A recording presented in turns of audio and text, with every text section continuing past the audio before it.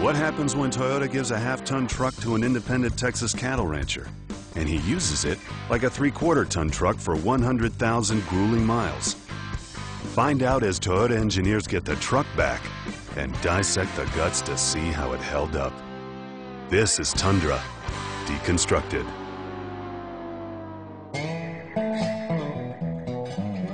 The phone rang about 4 o'clock in the afternoon, and I heard this voice. I knew it was not a West Texas voice, but I thought, well, my mother taught me to be polite, and so I'll listen to what the man has to say.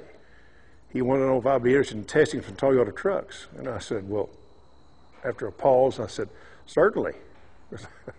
I mean, anytime I get a truck to test, that sounds okay to me. I had my doubts. I didn't think it was big enough, and I just didn't figure it'd hold together. But it did. Found out right quick it would pull much better than another half-ton.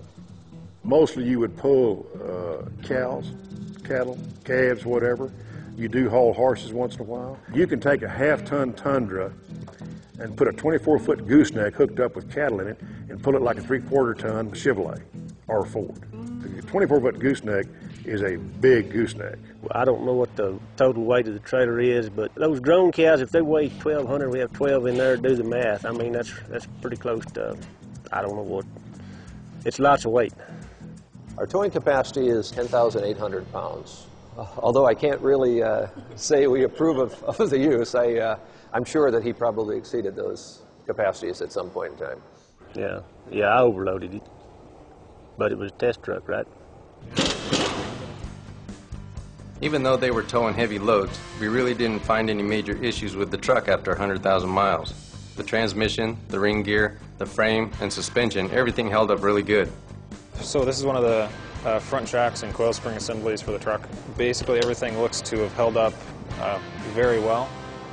So no big signs of any leaking from the shock or anything like that. With the cabin bed removed, we'll inspect the frame for any cracks. We'll check to see if any mud collected inside the C-channel, then take some photos for the designers to get a closer look. At first glance, the frame looks good. With the Tundra, the goal is to use the frame as a little bit of a flexing mechanism. Rigid doesn't necessarily mean stronger. You know, the strength is one thing, rigidity is another. I was really expecting to break a spring, yes, a rear spring, the leaf springs. I was expecting them to break, but they didn't, so I guess they're tougher than I thought they were. The cake cube feed trailer or the liquid feed trailers were probably harder on the truck than these big trailers because it is a movable load on there. It's sloshing, and then it's a little short trailer, and it will test your receiver hitch. Did you ever teach your dad about driving a half-ton rather than a 3/4-ton? No, because I couldn't get him to shut up about it. I mean, comparing to these other pickups, he was really impressed with it.